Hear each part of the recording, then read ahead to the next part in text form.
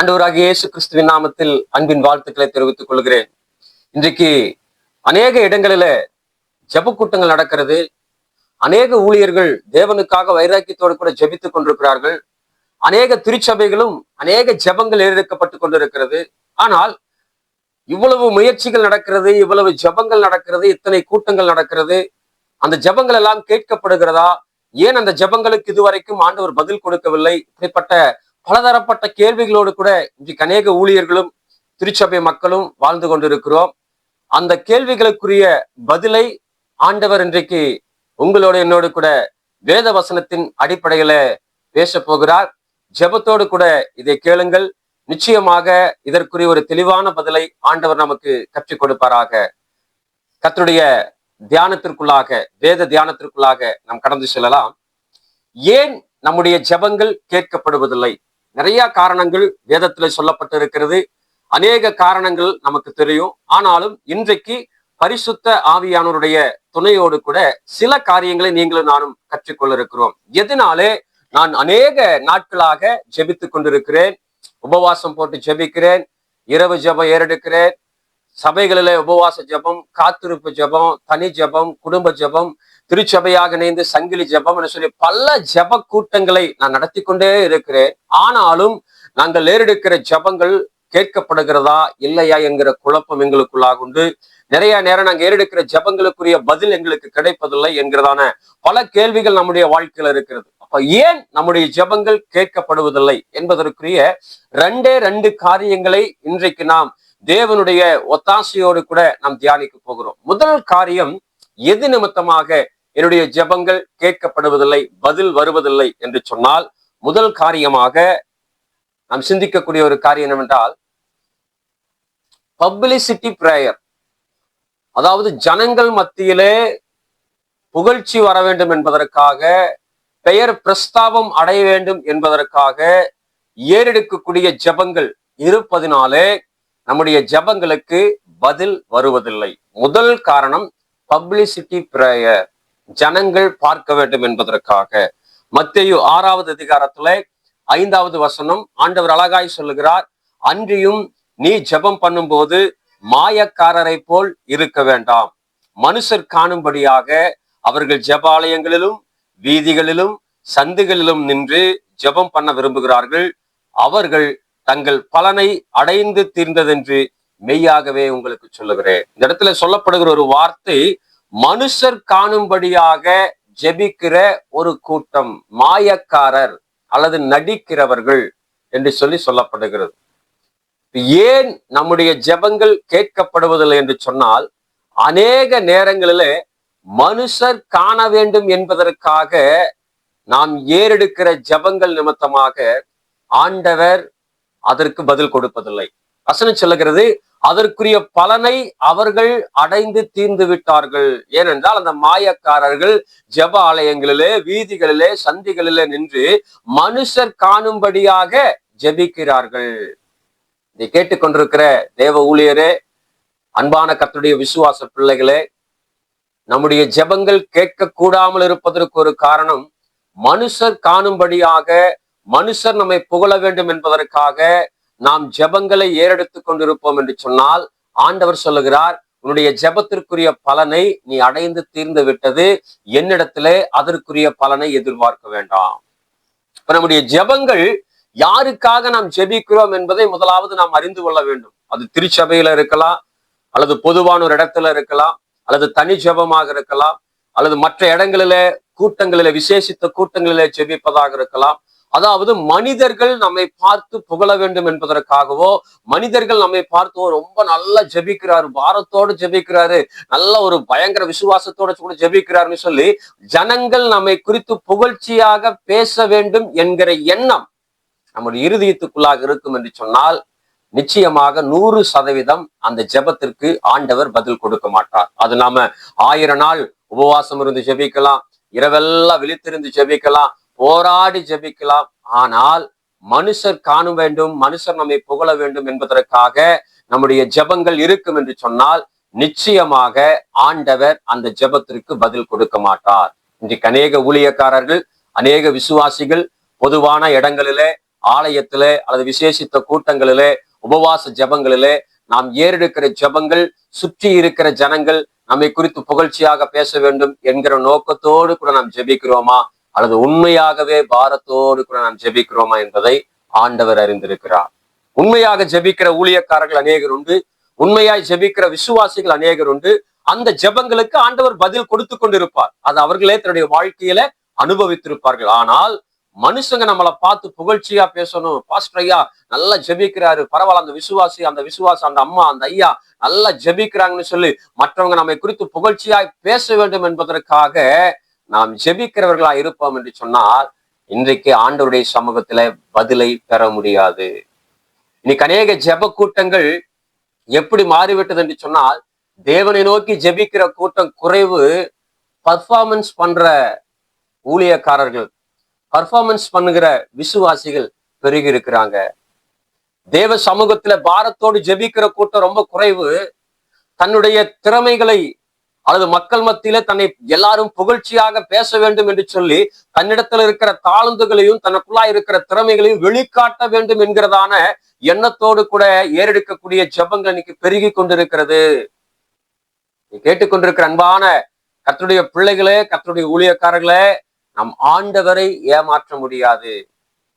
ஒருவேளை நாம் எவ்வளவு பாரத்தோடு கூட ஜெபிப்பது போல நடிக்கலாம், மனுஷங்க ஏமாறலாம், நம்ம கூட இருக்கிற ஊழியக்காரங்க ஏமாறலாம், நம்ம திருச்சபையில் இருக்கிற விசுவாசிகள் ஏமாறலாம். ஆனால் இருதயத்தின் நினைவுகளை ஆராய்ந்து அறிந்திருக்கிற நம்முடைய ஆண்டவராகிய இயேசு கிறிஸ்துவ நீங்களும் நானும் ஏமாற்ற முடியாது. அவர் இருதயத்தின் நினைவுகளை அறிந்திருக்கிறவர். ஆகவே நாம் என்ன நோக்கத்தோடு கூட ஜெபிக்கிறோம்? உண்மையாகவே பாரத்தோடு ஜெபிக்கிறோமா? உண்மையாகவே கருத்தோடு நாம் ஜெபிக்கிறோமா? அல்லது நம்முடைய பெயர் பிரஸ்தாபத்திற்காகவும் மக்கள் நம்மை புகழ வேண்டும் என்கிற நோக்கத்துக்காகவும் நாம் ஜெபிக்கிறோமா என்பதை கர்த்தர் நன்கு அறிந்திருக்கிறார். இன்றைக்கு அநேக ஜெபங்களுக்கு பதில் இல்லாமல் போவதற்கு காரணம் என்று சொன்னால், ஆலயத்தில் இருக்கிற சக விசுவாசிகள் நம்மை புகழ்ச்சியாக பேச வேண்டும் என்பதற்காக ஜெபிக்கிற ஜெபங்கள் அநேகம். மற்ற ஊழியக்காரங்க நம்மை குறித்து புகழ்ச்சியாக எண்ண வேண்டும் என்கிற நோக்கத்தோடு கூட பாரமாய் ஜெபிக்கிற ஊழியர்கள் இன்னைக்கு அநேகம். ஆகவே மனுஷங்க நம்பி பரவாயில்லன்னு சொல்லலாம், ஆனா ஆண்டவருக்கு தெரியும். சொல்லுகிறார், மாயக்காரரை போல நீங்கள் மனுஷர் காணும்படி ஜெபித்தால் பலனை அடைந்து தீர்ந்தது என்று நீங்கள் அறிந்து கொள்ளுங்கள். ஆண்டவர்கிட்ட இருந்த அந்த ஜெபத்திற்கு எந்த பதிலும் வராது. நீங்கள் எதிர்பார்த்திருக்கிறபடி சுற்றி இருக்கிற ஊழியக்காரங்க, சுற்றி இருக்கிற ஜனங்க உங்களை குறித்து புகழ்ச்சியாக பேசலாம், ஆனால் ஆண்டவர் ஒருபோதும் உங்களையும் என்னையும் புகழ்ச்சியாக பேச மாட்டார். அந்த ஜெபத்திற்கு பதில் கொடுக்க மாட்டார். ஆகவே பப்ளிசிட்டி பிரேயர் ஆண்டவரிடத்திலிருந்து பதிலை பெற்றுக்கொள்ள முடியவே முடியாது என்பதை தெரிந்து கொள்ளுங்கள். இரண்டாவது காரியமாக என்ன ஜெபம் ஆண்டவர் கேட்பதில் என்று சொன்னால், டெக்கரேஷன் பிரேயர், அலங்கார ஜெபம். அதே அதிகாரத்துல 6வது அதிகாரத்துல 7வது வசனத்தில் ஆண்டவர் சொல்லுகிறார், அன்றியும் நீங்கள் ஜெபம் பண்ணும் போது அஞ்ஞானிகளைப் போல வீண் வார்த்தைகளை அளப்பாதேயுங்கள், அவர்கள் அதிக வசனத்தினால் தங்கள் ஜெபம் கேட்கப்படும் என்று நினைக்கிறார்கள், அவர்களைப் போல நீங்கள் செய்யாதிருங்கள். இரண்டாவது காரியம் என்னன்னா, அதாவது அலங்காரமான ஜெபம், அதிக வசனிப்பு, அதிக டெக்கரேஷன். இன்னைக்கு மற்றவர்களை கவர்ந்து இழுக்கக்கூடிய விதத்துல வித்தியாசமான வார்த்தைகள், அலங்காரமான சில வார்த்தைகள், எல்லாம் சில டெக்கரேஷன் பிரேயர் இன்றைக்கு அநேக இடத்துல நம்ம பார்க்கிறோம். அதாவது சின்ன பிள்ளைங்க வாய்ப்பாடு ஒப்பிப்பாங்க மனப்பாடமா, அது மாதிரி சில மனப்பாடமான சில ஜெபங்கள், சத்தமிட்டு கத்தி கதறுகிற சில ஜெபங்கள், இதெல்லாம் அநேக வார்த்தைகள், அலங்காரமான வார்த்தை, அந்த வார்த்தை இந்த வார்த்தை, அந்த காரியம் இந்த காரியம் எல்லாத்தையும் போட்டு நீண்ட நேரமாக ஜெபிக்க வேண்டும், நிறைய வார்த்தைகளை போட்டு ஜெபிக்க வேண்டும் என்று சொல்லி அலங்காரம் பண்ணி ஜெபிக்கிற ஜெபங்கள் இன்னைக்கு அநேகம் பெருகி கொண்டிருக்கிறது. நீங்க பொதுவாக சில இடங்களில ஜெபிக்கிற இடத்துல பாருங்க, ஊழியக்காரர்களும் அந்த தவறு செய்கிறோம், விசுவாசிகளும் அந்த தவறை செய்கிறோம். அவங்க சொல்லுகிற ஜெப குறிப்பு ஒன்னா இருக்கும், நம்ம ஏறெடுக்கிற ஜெபங்கள் வேறையா இருக்கும். அதாவது அந்த ஜெப குறிப்புக்கு ஜெபிப்பதை விட்டு மற்ற எல்லா காரியத்துக்கும் சேர்த்து நம்ம ஜெபம் பண்ணிட்டு இருப்போம். ரொம்ப நேரம் ஜெபிக்கணும், நிறைய வார்த்தைகள் இருக்கணும், நிறைய காரியங்கள் இருக்க வேண்டும், அப்பதான் அந்த ஜெபத்துக்கு ஒரு வல்லமை, அப்பதான் அந்த ஜெபத்துக்கு ஒரு பலன், அப்பதான் ஆண்டவர் பதில் கொடுப்பாருங்கிற சில தவறான எண்ணங்கள் இன்றைக்கு ஊழியக்காரர்களுக்குள்ளாக, விசுவாசிகளுக்குள்ளாக இருக்கிறது. கருத்துள்ள ஜெபத்தை கர்த்தர் கேட்கிறார். இன்னைக்கு ஆண்டவர் கிட்ட அலங்காரமான வார்த்தைகள் தேவையில்லை. அலங்காரமான ஜெபம் ஆண்டவருக்கு தேவையில்லை. உண்மையுள்ள ஜெபத்தை தான் கர்த்தர் எதிர்பார்க்கிறார். இன்னைக்கு நிறைய நேரம் ஆண்டவரிடத்துல தன்னுடைய சூழ்நிலைகளை நிரூபிக்க வேண்டும் அல்லது தன்னுடைய தேவைகளை குறித்து அவருக்கு விவரித்து சொல்ல வேண்டும் என்று சொல்லி ஜெபத்திலேயே ஒரு பெரிய எக்ஸ்பிளனேஷன், தன்னுடைய தேவைகளை குறித்து தன்னுடைய நியாயத்தை குறித்து ஆண்டவர்கிட்ட பயங்கரமான ஒரு விளக்க உரை ஜெபங்களை இன்னைக்கு நிறைய பேர் எடுத்துக்கொண்டு இருக்கிறோம். அது ஆண்டவருக்கு தேவையே இல்லை. அது ஆண்டவர் விரும்புவதும் இல்லை. நிறைய பேர் இன்னைக்கு ஆண்டவர்கிட்ட பிரசங்கம் பண்ண ஆரம்பிச்சிருவாங்க. ஜெபிக்க ஆரம்பிக்கும் பொழுது அநேக வசனிப்புகள் வேண்டும் என்று சொல்லி அந்த வசனம் இந்த வசனம் அது ஆண்டவருக்கு ஒரு பெரிய பிரசங்கம் பண்ணி ஜெபிக்கிற ஊழியர்களும் விசுவாசிகளும் இன்னைக்கு அநேகம். ஆண்டவருக்கு பிரசங்க தேவையில்லை. ஆண்டவருக்கு விளக்க உரைகள் தேவையில்லை. வசனம் சொல்லுது, நீங்கள் வேண்டிக் கொள்ளுவதற்கு முன்னதாகவே உங்களுக்கு என்னது தேவை என்பதை அவர் அறிந்திருக்கிறார்னு சொல்லி. அவ்வளவு தூரம் என் நாவிலிருந்து சொல் பிரவாதற்கு முன்னதாகவே நான் இன்னது கேட்க இருக்கிறேன்னு சொல்லி அறிந்த தெய்வத்திடத்துல நீங்களும் நானும் அவ்வளவு டெக்கரேஷன் பண்ணி ஜெபிக்க வேண்டிய அவசியம் இல்லை. நீண்ட ஜபங்கள், தேவையில்லாத காரியத்தை எல்லாம் கொண்டு வந்து சேர்த்து வைத்து ஒரு ரொம்ப நேரம் ஜெபிக்கு, அந்த ஜபம் தேவையில்லை. அந்த இடத்துல ஆண்டு சொல்லுகிறார், அஞ்ஞானிகளை போல நீங்க வீண் வார்த்தைகளை ஜெபத்துல அலப்பாதேயுங்கள். வீணான காரியங்களை சொல்லி நீங்க என்ன செய்ய வேண்டாம், ஜெபிக்க வேண்டிய அவசியம் இல்லை என்று சொல்லுகிறார். இன்னைக்கு அநேக நேரத்துல நன்றாக யோசித்து பாருங்க, நம்முடைய ஜெபங்கள் எல்லாம் தேவையில்லாத வீண் வார்த்தைகளை சொல்லி அலப்பி ஆண்டவருக்கு ஒரு பிரசங்கம் பண்ணி ஆண்டவருக்கு ஒரு பெரிய எக்ஸ்பிளனேஷன் கொடுத்து கத்தி கதறி போராடி கொண்டு இருக்கிறோம். ஆண்டு சொல்லுகிறார், அப்படி நீங்க ஜெபிக்க வேண்டாம் என்று சொல்லுகிறார். எலியா நம்மை போல பாடுள்ள மனுஷன்தான், ஆனா கருத்தாய் ஜெபம் பண்ணினா. இன்னைக்கு ஆண்டவருக்கு தேவை அலங்காரமான ஜெபம் அல்ல, டெக்கரேஷன் பிரேயர் அல்ல.